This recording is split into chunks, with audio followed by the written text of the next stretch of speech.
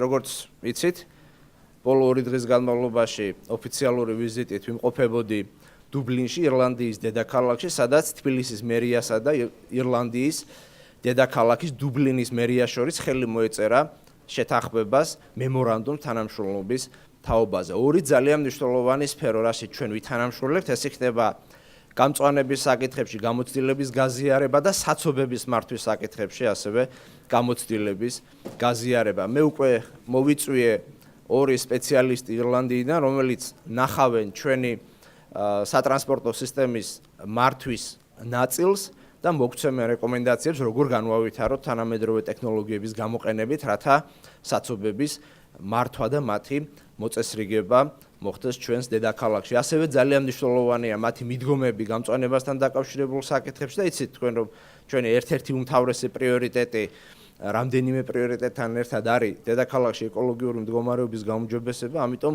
მათი მოდელიც ასევე იქნება დამუშავებული ჩვენს მიერ, რათა ამ საუკეთესო პრაქტიკაზე დაყრდნობით მოვახდინოთ ჩვენი დედაქალაქის გამწვანება და ეკოლოგიური მდგომარეობის გაუმჯობესება.